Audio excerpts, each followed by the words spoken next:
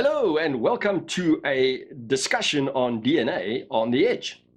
Well, a knife that's part of WE's DNA anyway. So what we have here, and I'm sure you'll recognize that knife, it's been out for a while, it's very, very, very distinctive, and this is the WE Double Helix. Double helix, of course, is a description of the DNA molecule. So here it is. This knife, by the way, that won Workshop Reader's Choice for the most innovative knife of 2018, and a very, very interesting looking knife. So guys, what I'm going to do is I'm going to go through materials, dimensions, and weight before we speak about design and attributes, and there is a lot to speak about. As I said, this very interesting looking knife. So let's go through materials. Blade is CPM S35 VN, handle titanium, clip titanium. In fact, all the hardware on the knife is titanium. The thumb tabs, the pivot cap, the little spring, and we'll speak a little bit more about that later on. And then we've got a pivot that is ceramic ball bearings. Right, let's go through dimensions and weight. So blade length is 83.8 millimeters or 3.3 inches. Blade thickness, we've got 4 millimeters or 0.16 inches. Handle thickness is 16 millimeters or 0.63 inches. Closed length of this guy is 116.9, I may as well call that 117 millimeters, and that's 4.6 inches. And then overall length of the knife is 200.7 millimeters, so closest diameter to 21 centimeters, and that's 7.9 inches.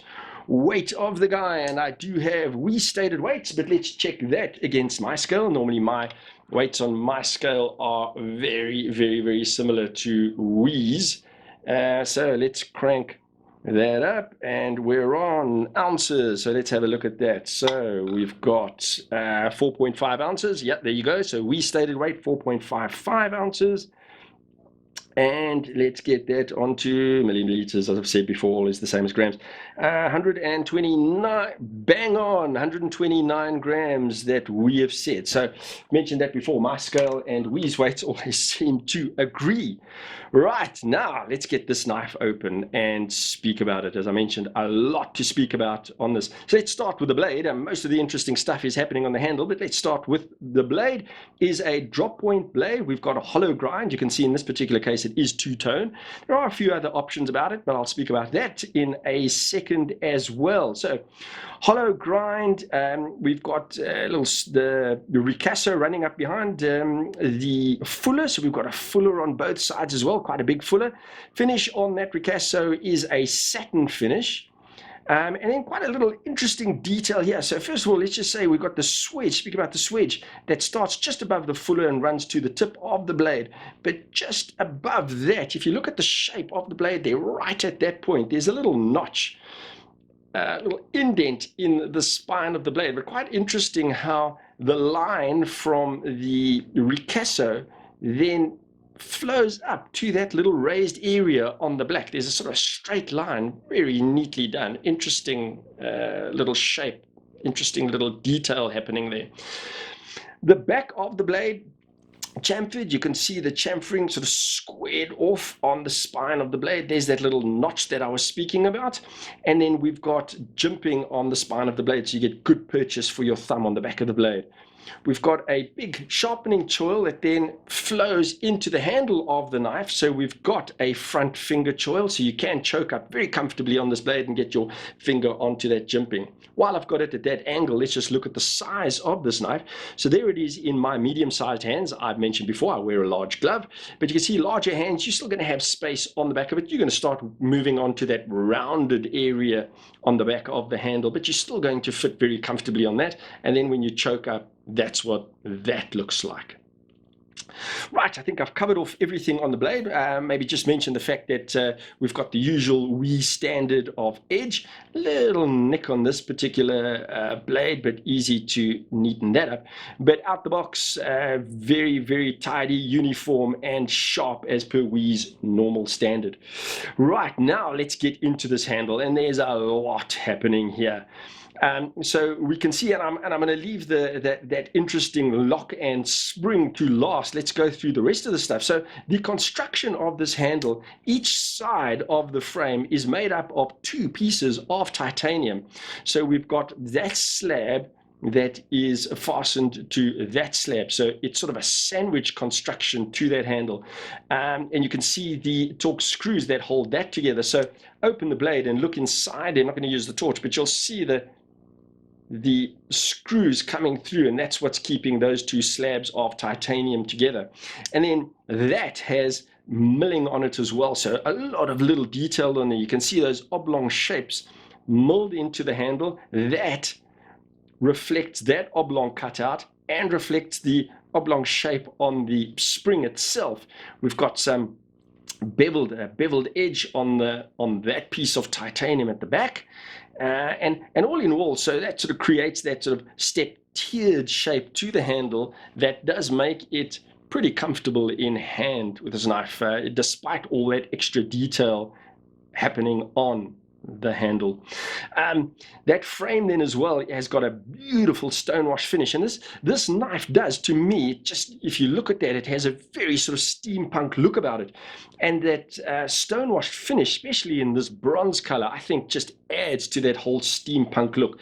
And that stonewash finish, by the way, is just absolutely gorgeous, beautifully done. As you turn it and it catches the light, you get those little reflective bits and the matte bits happening on it.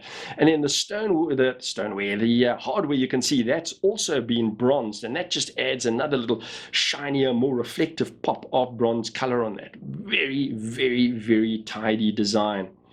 Right, I think we've gone through all that. I've tried to rush through the detail as much as I can. Oh, the pocket clip. Let's speak about that before I again get into that clip, into that locking mechanism.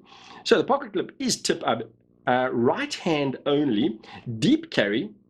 But what's interesting is the way that then is attached to that handle. So you can see the two torque screws there, but that clip has its own standoffs. And again, that just adds to the overall look, to that sort of steampunk look of this knife. Really very, very gorgeous, beautifully done, nicely designed knife this.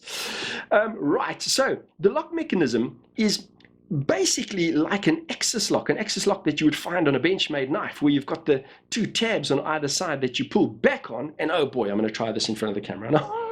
Screw it up in front of the camera. But basically, you pull that back, and then you flick the knife out like that. You could see that it released the lock of it. And then to close it, you pull back on those two tabs, and you just pull the knife back in like that. So fidget toy when you get that right, pull that out, flick the blade out. And let's see if I can do it cleanly one time here. So you just pull that back, you get the blade out, and then pull that back, and let's try that. Slowly, no, pull back. I'm not going to get it right, and I'm not going to try. I always battle with that under the camera. I think it's the angle that I'm sitting at, but you get the gist. It works exactly the same as an axis lock knife. But the real interesting thing is the spring. So where on any other type of axis lock, or the way that Spyderco do a similar thing, the little spring obviously sits inside. Here it's all exposed, which just gives it that extra industrial look that is really, really beautiful. And then they've exaggerated that spring to make it a design element. And if you look at that closely, I'm going to just show you this. So as you push back on those tabs, you can see how that spring is working at the back there. You can see how that's moving. That's what then releases the blade. So lift that blade up. Now, as I close the blade slowly, you can see that the spring is compressed now. And as that closes, you'll see how that spring releases. And then I'm going to do that again, and then just get you to focus on this area. It's almost like a little piston here that leads to that tab. And as you close, you'll see this area moving back into its locked position. There it goes back. You saw that that movement there. I don't know if I had a nice angle on the camera, so let's do it like that. And you watch that moving back up. Really very interesting design. So like I say, an axis lock that we've seen before, but just the way this is done, a really, really interesting way of doing that. There's really not much negative to say about this knife. I think it's all about the design. The rest of the functionality is all there. It feels good in hand. It's a robustly made knife, but it is all about that design, all about that sort of steampunk look that we've got there.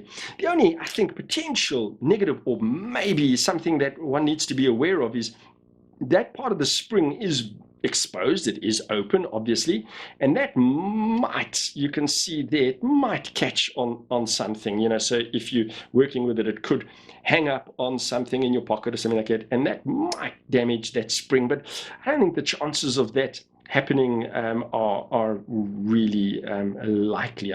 Might be a little bit of a freak accident, but I would just, you know, sort of be aware of that. But yeah, really very interesting, very beautiful looking knife. It really is attractive and very, very unusual. Another little detail I didn't mention is just around that little pivot cap. You can see that there's, hopefully I'm able to focus on that, there's a little bit of circular machining around that pivot cap. That is very, very beautiful as well. Just another bit of extra detail on it.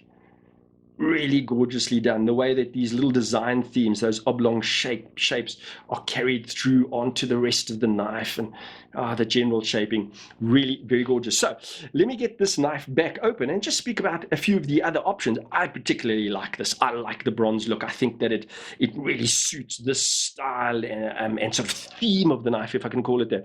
So you get another version that is bronze, and that I might like. So it's bronze, but then you just have the stonewash blade instead of this two-tone coated blade.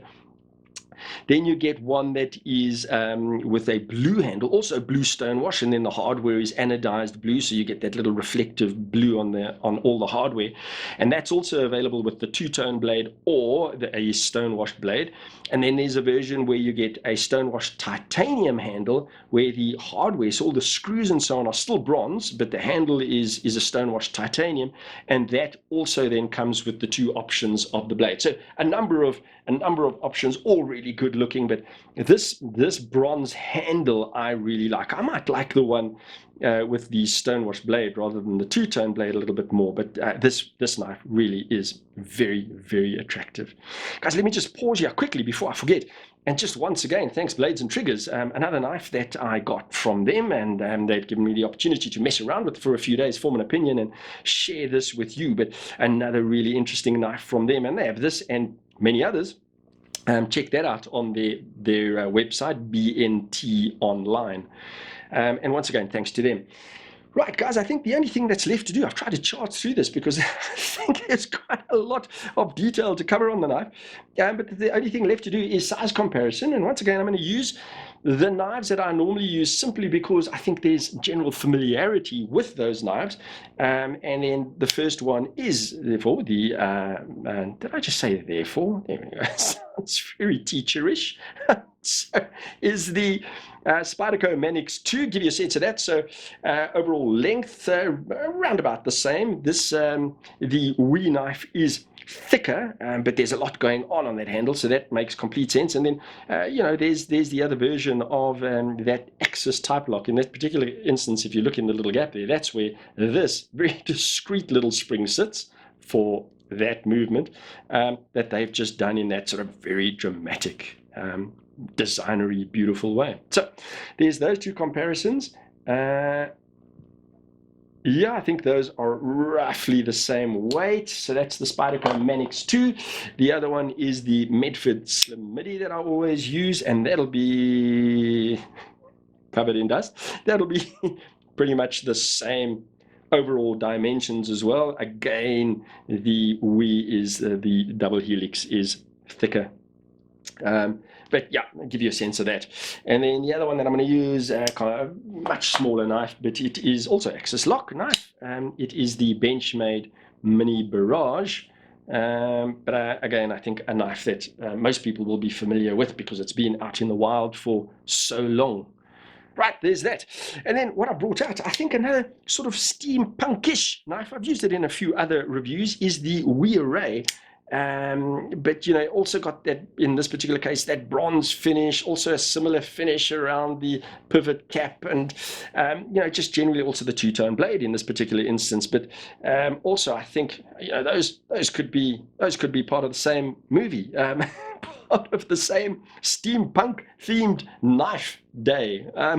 So yeah, the Wii Array, overall longer and a much more slender knife, but it also has that, you know, sort of interesting detail that I think adds to a little bit of that steampunk and industrial sort of look of the knife. So let's pop that on the show side. clip's not going to let that one lie straight. But there we go. I think those two knives, like I say, they could be part of the same theme collection. So very good looking knives. Right, guys, overall impressions of the knife. Yeah, really beautiful. I mean, this is a knife that I think would be really worthwhile to have in the collection because it is so unusual looking and because it is so steampunkish. Keep saying it. But, interesting, something completely different, out of the norm on this knife. Really very, very beautiful, very interesting knife. Guys, I think that's it. I think I've covered off everything that I wanted to. I hope I haven't left something off. I normally do. But I think that really is it. Maybe just a quick glance at the notes and see if there's anything that jumps out that I should mention. I don't think so. I think I've got it all. Guys, thanks so much. A little bit of a charge through that. I really do appreciate you joining me. And as I always say, I really would appreciate it if you would subscribe and hit that bell icon. Because as I always say, love you to join me more often. And guys, please do share the video. I'd love more and more people to join me more often. And other than that, you go well and God bless.